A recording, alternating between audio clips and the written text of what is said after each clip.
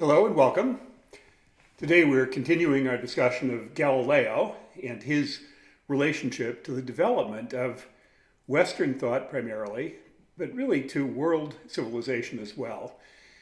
And as I indicated last week, I kind of look at Galileo's relationship to this course and also his historical significance in a way that's a little bit different than other people do.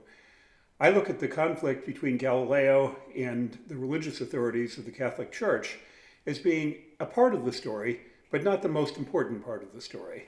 The most important part, in my assessment, is the development of richer, deeper, and more rigorous ideas about how to understand nature, how to understand the physical world around us, and eventually the natural and social world around us. So let's begin this morning by talking about the premise of philosophy. And this is a premise which goes back to Socrates, but it continues with greater intensity in the early modern period, in the Renaissance period. And it is the view of the philosophers that humanity is improved by the exercise of thinking, the exercise of thought and reflection. It is improved by expression of thoughts and by the free expression of thoughts. And the reason for that, well, there are really two reasons for that. One is that we will come to a better understanding of the problems and the questions which interest us. And secondly, we will have a broader and more broadly shared understanding of the world around us by unfettered freedom of thought, allowing philosophers and ordinary people to think as they will and to arrive at their own assessments, their own reasoning about the world. So philosophy, and I think this really is true for the ancients, for the Greeks, as it is true for the early moderns and the Renaissance philosophers, philosophy is fundamentally opposed to dogmatism. It's opposed to the idea of authority of any kind beyond the authority of reason and rationality. And so philosophy is opposed to political authority in beliefs. Of course, not opposed to the idea that the state has authority over actions.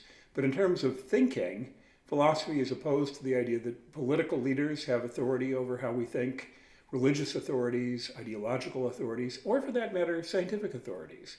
When beliefs are put forward, philosophers take the view we need to understand the reasoning which supports those beliefs and not simply the fact that a certain person has a PhD or a lofty position or is a bishop or is a president.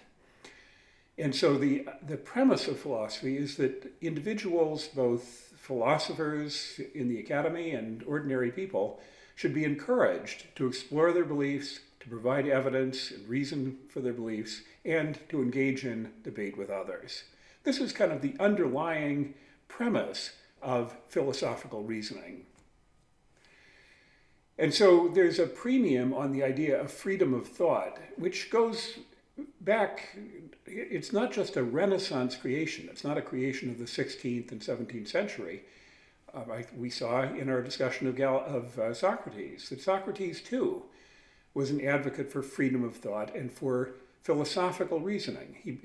He believed and he advocated that we need to have reasons and philosophical arguments for the beliefs which we have. And this has been an underlying idea of philosophical thinking.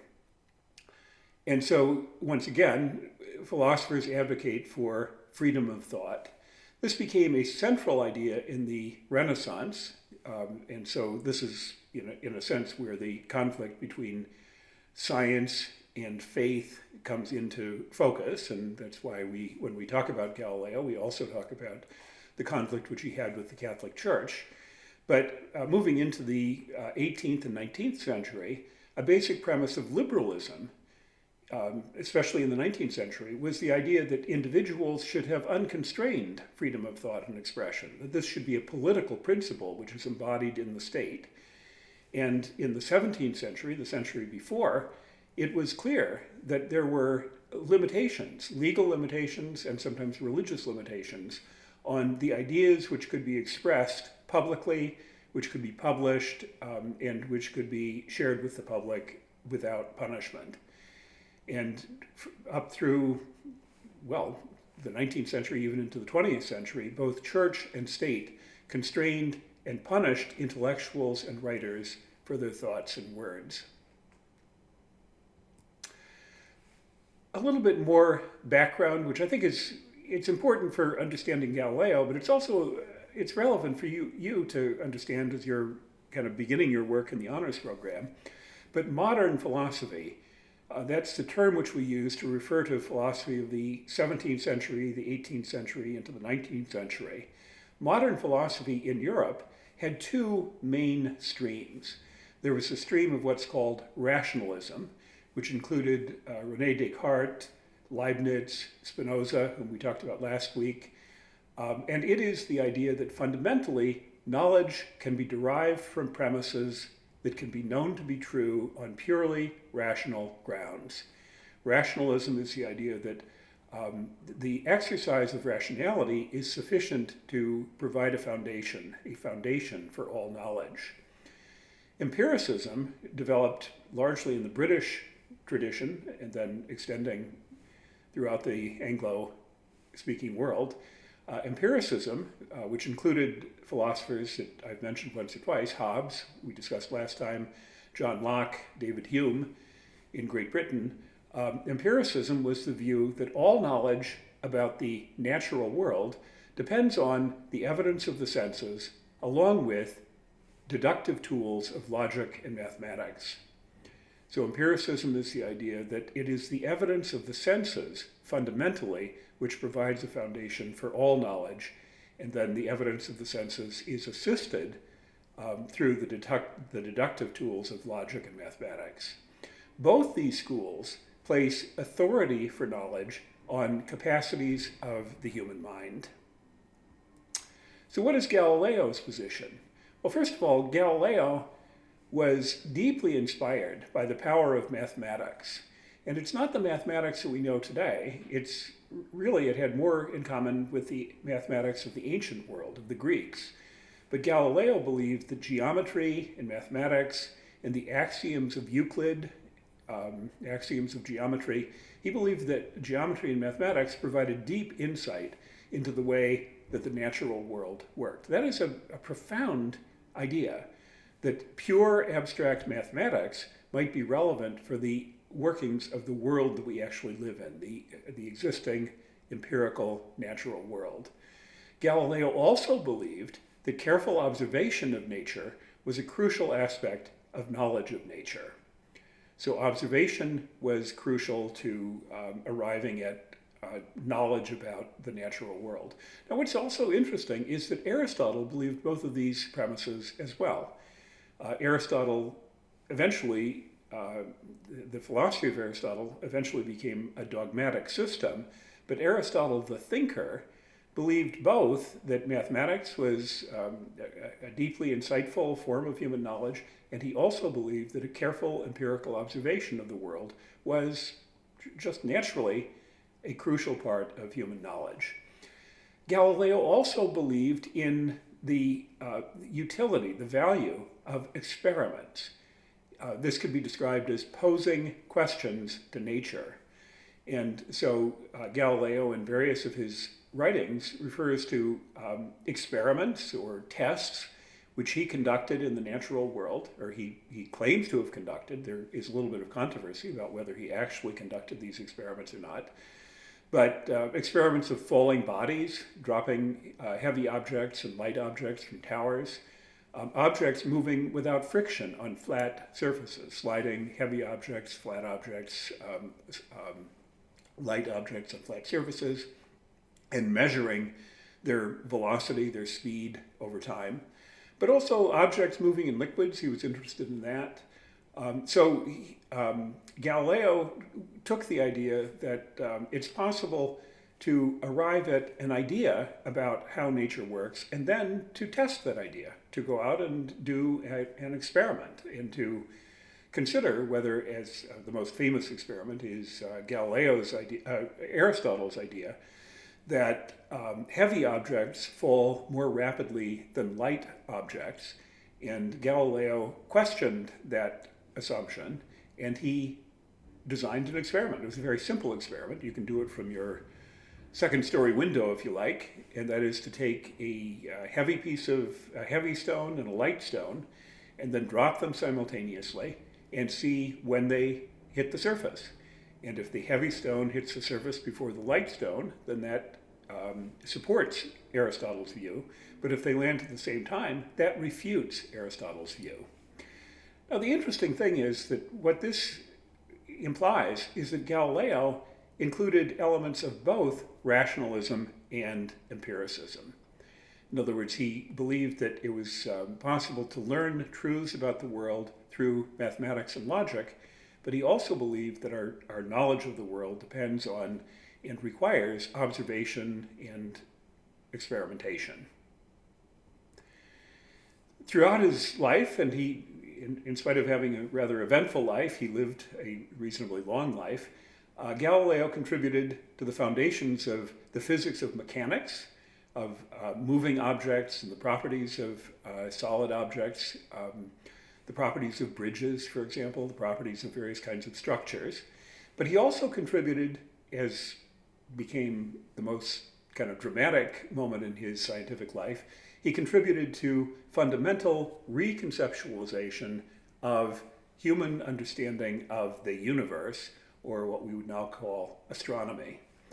Mechanics is the science of the motions of solids, motions of objects basically in free fall and along a flat surface and the inclined plane. And if you've seen diagrams of the plane and the objects sliding down the plane, that's a description of Galileo's kind of simplest experiment. Astronomy has to do with the motions of the planets, the moons, the stars, and the Earth. And he also contributed to questions about the nature of fluids, the motion of objects in fluids, the causes of the tides, the ways that fluids work, and how solid objects relate to fluids. This has been a subject of interest from the ancient world, and Galileo continued to find it interesting and continued to try to find ways both mathematically and empirically, or experimentally and observationally, to discover ways of interpreting, ways of understanding nature's workings with regard to all of these areas, mechanics, astronomy, and fluids.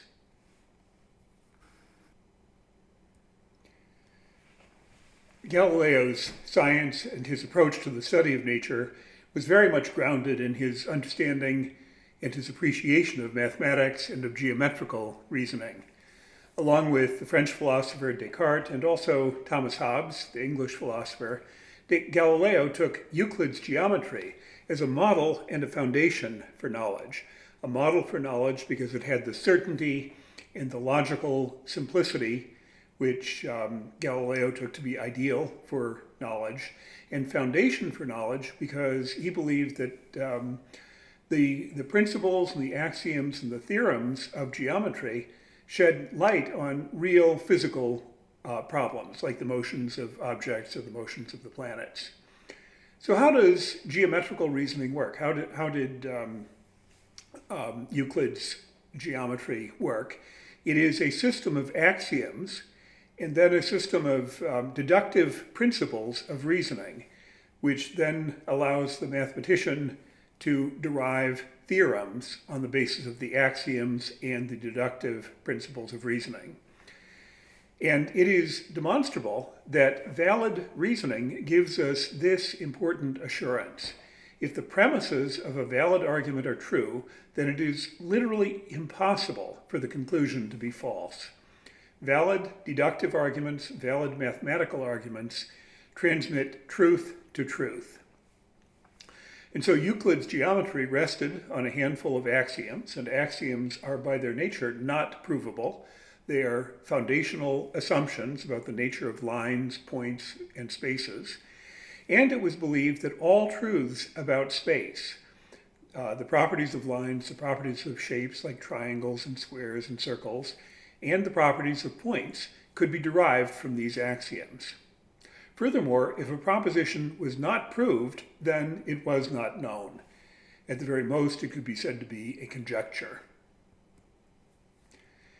Galileo's understanding of nature depended on his appreciation of mathematics.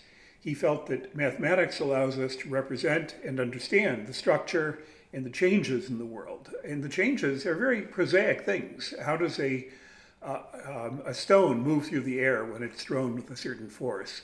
How does an artillery shell move through the space? What is the shape and what determines the shape of the trajectory of an artillery shell? So mathematics and logic are thought to allow us to deduce conclusions from a set of premises. Observation of nature is the foundation of all knowledge in the natural world. This also was a conviction of Galileo's.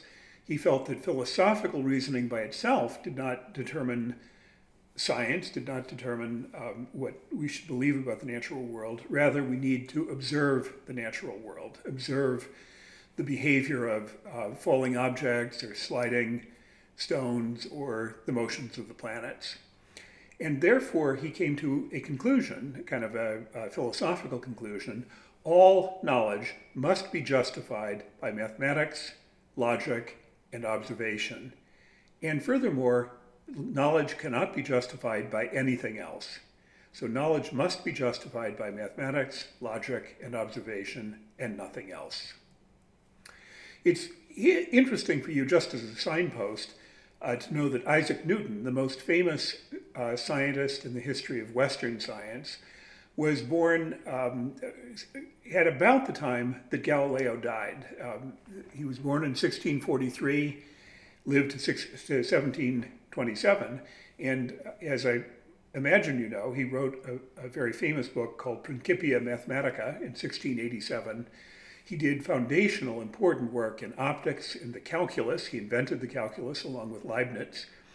But his most important scientific achievement was that he established with high confidence the mathematics of the laws of planetary motion.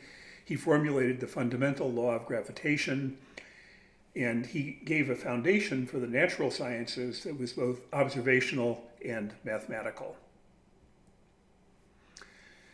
So the really interesting question in the early part of the Renaissance is a question that actually couldn't be formulated at that time, and that is the question, what is science? There couldn't be a clear and articulate answer to this question because science as a distinct intellectual activity did not previously exist. Philosophy existed, observation existed, natural philosophy existed, but our contemporary understanding of science did not exist in the Middle Ages, did not exist in the ancient world. But here are some of the things we can say about science as it began to get formulated in the 1600s to 1700s. First of all, the idea that beliefs are based on the evidence of observation. Science is based on observation. It is the idea that theories or hypotheses can be tested by observation and experiment. If you have a theory about how the planets move, then you should use observations and experiment to try to evaluate whether that theory turns out to be true of the natural world or not. Theories of the properties of unobservable entities in the world are offered by scientific theories, and these theories can help to explain the behavior of observable entities. And it's very interesting to know that each of Hobbes, Descartes, Galileo, Leibniz, Spinoza, all of them had hypothetical ideas about the nature of unobservable things on the basis of which they tried to explain observable properties. And then finally, there is the question of the role of mathematics in science. Could science or could scientific ideas and theories and explanations be couched entirely in verbal form? Well, a conviction which emerged fairly early in the history of scientific thinking is that we need to have mathematical descriptions of the processes that we're describing, of the arrangement of the processes, of the speed of the processes. And if you think about it, you can't really say very much about speed or position or acceleration. These are all concepts which implicitly require mathematization. Speed is distance traveled per unit of time. Acceleration is the amount of increase in velocity over time. And in each of those cases, we need to have a mathematical way of representing the variables in question and then what their relationships are. So mathematics was understood very early on to be a foundation of scientific representation and scientific reasoning. Now we're coming to where a point of conflict emerges for Galileo. As we've already seen, a point of conflict arose for Spinoza as well. And that's the question of religious knowledge. Is there such a thing as knowledge, of real knowledge, which is based on revelation and sacred texts rather than observation and logic? And the encounter, which was very dramatic in the case of Galileo and the Church, has to do with the fact that the Catholic Church and the Vatican hierarchy, but really from the institutionalization of Christianity in the late antiquity, specific doctrines, specific systems of belief were organized as dogmas of organized religion. They were taken to be constitutive of the beliefs, the foundational beliefs of this religion, this Christianity.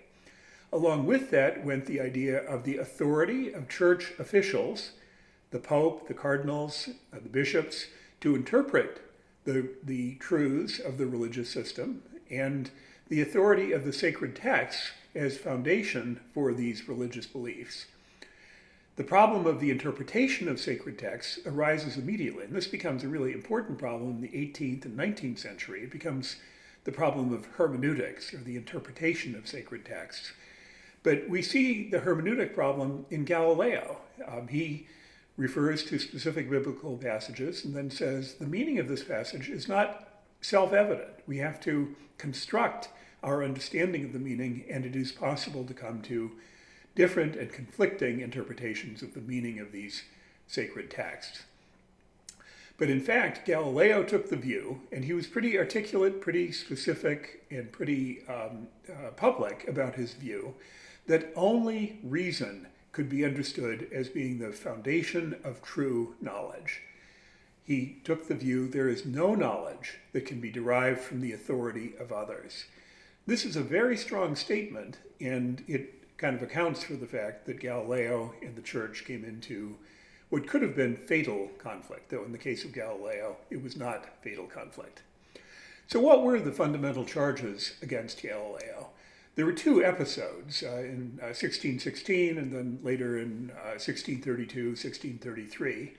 But in 1616, the complaint from Larini had to do with ideas and speeches and statements which Galileo made, which were not exactly published, but which were known. And so here is the complaint from Larini, which you've read. For example, certain ways of speaking in the Holy Scripture are inappropriate. These are views which are attributed to Galileo. For example, certain ways of speaking in the Holy Scriptures are inappropriate. That in disputes about natural effects, the same Scripture holds the last place. That its expositors are often wrong in their interpretations. That the same Scripture must not meddle with anything else but articles concerning faith. And that in questions about natural phenomena, philosophical or astronomical argument has more force than the sacred and the divine one. This is the accusation of Larini in 1616 against Galileo, and as I've been presenting for the last several minutes, this is precisely true. This is precisely true of Galileo's view. He does fundamentally believe that only the evidence of reason, mathematics, logic, and observation can be the foundation of conclusions about nature, and therefore the fact that a scripture refers to a natural phenomenon cannot be taken as a fundamental fact. Furthermore, Larini says that it appears to him that Galileo also believes substantively that the earth moves, and the earth moves around the sun, as did Copernicus. And Copernicus and the writings of Copernicus had already been condemned by the Church. So there is a trial, and it's very interesting to read these materials because it's a very legalistic process, but it's worth just kind of reviewing what the finding is. And the finding is not a finding of guilt. It is instead a finding of admonition. It is a finding of warning. And I'll read that injunction. Most illustrious Lord Cardinal warned Galileo that the above-mentioned opinion was erroneous and that he should abandon it, and that thereafter, indeed immediately, before me and witnesses, the most illustrious Lord Cardinal himself being also present, still the aforesaid Father Commissary, in the name of His Holiness the Pope, and the whole congregation of the Holy Office, ordered and enjoined the said Galileo, who was himself still present, to abandon completely the above-mentioned opinion that the sun stands still at the center of the world, and the earth moves, and henceforth not to hold, teach, or defend it in any way whatever, either orally or in writing. Otherwise, the Holy Office would start proceedings against him. The same Galileo acquiesced in this injunction and promised to obey. So this is the injunction in 1616, a finding that he was held to have made these statements, perhaps careless statements, about the movements of the earth and the sun and the movement of the earth around the sun. He was enjoined from continuing to make such statements, and very explicitly he was enjoined, and he made an explicit promise to obey. In 1632, in other words 16 years later, Galileo published a book called Dialogue Concerning Two Chief World Systems. And the two chief world systems were, in fact, the systems of Ptolemy and Copernicus, the geocentric system and the heliocentric system, the Earth-centered system and the sun-centered system. Many other topics in contemporary science or natural philosophy were treated. And Galileo felt that he was being very careful. He felt that he was in compliance with the 1616 injunction because he treated the ideas of Copernicus as conjectures, not as truths. He presented his ideas as a dialogue where there was a voice speaking for Copernicus, but there was also a voice speaking against Copernicus. And Galileo himself, as author, was not asserting the truth of the Copernican view. He believed that he was in compliance with the 1616 injunction not to advocate or teach, but in fact, what he claimed was that he was simply representing the idea as a conjecture. However, the Special Commission of the Inquisition considered this publication and was incensed at the publication of the dialogue. The dialogue is criticized for being in violation of the 1616 agreement, which Galileo had accepted. Again, worth reading. We think that Galileo may have overstepped his instructions by asserting absolutely the Earth's motion and the sun's immobility, and thus deviating from hypothesis. So underline absolutely, asserting absolutely, not entertaining the conjecture, but asserting absolutely. Continuing, that he may have wrongly attributed the existing ebb and flow of the sea to the non-existent immobility of the sun and the motion of the earth, which are the main things, and that he may have been deceitfully silent about an injunction given him by the Holy Office in the year 1616, whose tenor is, quote, that he should abandon completely the above-mentioned opinion that the sun is the center of the world and the earth moves, nor henceforth hold, teach, or defend it in any way whatever, orally or in writing, otherwise the Holy Office would start proceedings against him. He acquiesced in this injunction and promised to obey. So this is the finding of the Special Commission in 1632, 1633. Galileo is therefore charged with a form of heresy. Heresy means holding beliefs which are contrary to Holy Scriptures. And quoting here again, worth doing, His Holiness, that is the Pope, decided that the same Galileo is to be interrogated even with the threat of torture, and that if he holds up after a vehement abjuration at a plenary meeting of the Holy Office, He is to be condemned to prison at the pleasure of the sacred congregation, and he is to be enjoined that in the future he must no longer treat in any way, in writing or orally, of the earth's motion or sun's stability, nor of the opposite, on pain of relapse, and that the book written by him and entitled Dialogue of Galileo Galilei Licinae shall be prohibited. This is the charge of heresy against Galileo. He is found guilty of a form of heresy, and here is the sentence. Whereas you, Galileo, son of the late Vincenzo Galilei, Florentine, aged 70 years, were denounced to this holy office in 1615 for holding as true the false doctrine taught by some that the sun is the center of the world and motionless, and the earth moves even with diurnal motion, for having disciples to whom you taught the very same doctrine, for being in correspondence with some German mathematicians about it, for having published some letters entitled On Sunspots, in which you explained the same doctrine as true, for interpreting Holy Scripture according to your own meaning in response to objections based on Scripture, which were sometimes made to you, and whereas later we received a copy of an essay in the form of a letter, which was said to have been written by you to a former disciple of yours, and which, in accordance with Copernicus's position, contains various propositions against the authority and true meaning of the Holy Scripture. This is the finding of the process of the Inquisition. We therefore say, pronounce, sentence, and declare that you, the above-mentioned Galileo, because of the things deduced in the trial and confessed by you as above, have rendered yourself, according to this holy office, vehemently suspected of heresy. This is what he's found guilty of, vehement suspicion of heresy, namely, of having held and believed a doctrine which is false and contrary to the divine and holy Scripture, that the sun is the center of the world and does not move from east to west, and the earth moves and is not the center of the world, and that one may hold and defend as probable an opinion after it has been declared and defined contrary to the Holy Scripture. Consequently, you have incurred all the censures and penalties imposed and promulgated by the sacred canons and all particular and general laws against such delinquents.